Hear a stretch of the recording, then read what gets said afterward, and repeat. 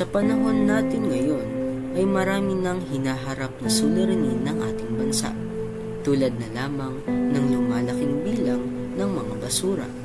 Ang basura ay ang mga bagay na hindi na kinakailangan. Madalas natin itong makita kung saan-saan, mapapubliko o pribadong lugar man. Dito sa Pilipinas, isa ang basura sa malaking problema na kinakaharap ng ating bansa. Ngunit, bakit nga ba naging problema ang basura sa ating bansa? Iyan ang dapat nating alamin dito sa maikling dokumentaryo na pinamagatang Basura.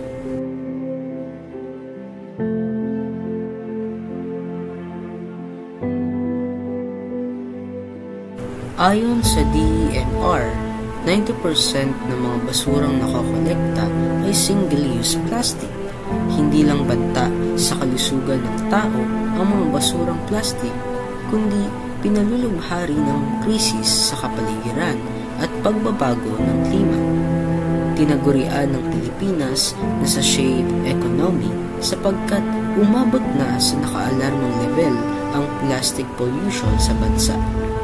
Kung hindi raw magkakaroon ng pagbabago at magpapatuloy sa pagdepende ang bansa sa single-use plastic, ay lulubha pa ang problema sa basura.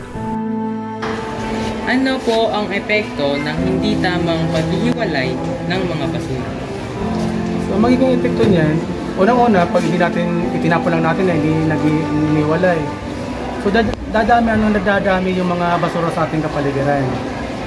Dahil, siyempre, yung mga katulad ng plastic na hindi naman nabubulok, matagal bago yan dyan mabulok. Lalo-lalo na kung ito ay hindi natin nadala sa, sa treatment facilities or doon sa lugar kung saan pinaprocess yung mga basura katulad ng plastic para mapakinabangan ulit or bumalik sa maging lupa. Pero mahabang proseso yun.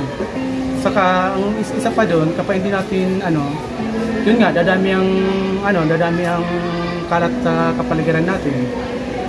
Dahil kung sinisegregate natin ang ating mga basura, yung mga hindi lang napapakinabangan ang may tatapon natin, yung iba mapapakinabangan natin. Yung mga nabubulok, pwede natin gawing fertilizer. Yung mga hindi naman, tingnan natin kung pwede pang mapakinabangan. Mag-isip tayo ng paraan kung saan siya pwede mapakinabangan. So ngayon, kapag hindi natin iniiwalay yung mga basura natin, yun lang. Magiging madumi ang ating kapaligiran. Nalaman natin na mahalaga ang paghihiwalay ng mga basura upang maiwasan ang masamang epekto sa atin bilang isang individual. Ano ang epekto ng hindi tamang paghihiwalay ng mga basura? Para sa akin, ang epekto ng hindi tamang paghihiwalay ng mga basura ay sa atin din mapupunta yung loss neto kasi meron tayong tinatawag na biodegradable at non-biodegradable na mga basura. So, ang biodegradable is yung mga nabubulok. Ngayon, yung mga nabubulok na yon ay pwede pa natin gamitin para maging fertilizer sa ating mga halaman.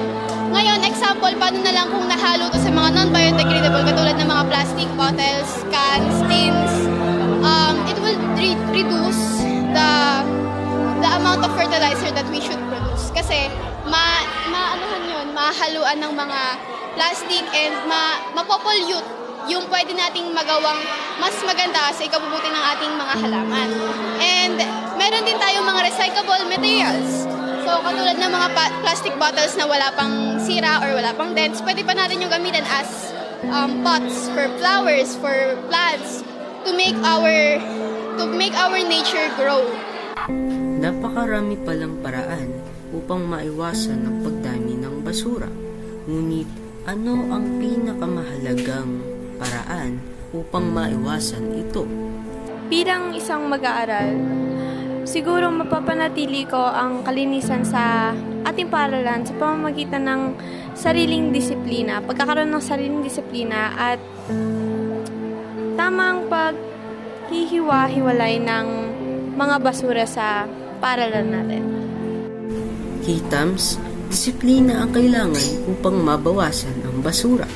Sa simpleng pagtatapon ng basura sa tamang tapunan ay makakatulong tayo upang mabawasan ang basura.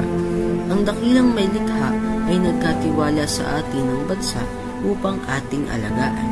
Sino pa ba ang mag-aalaga ng ating bansa kundi tayo rin?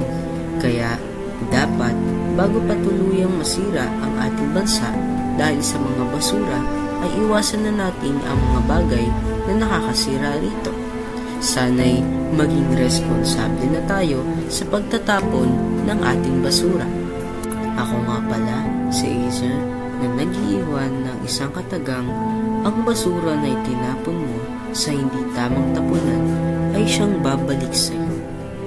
Muli, ito ang dokumentaryong pantelebisyon na pinamagatang Basura.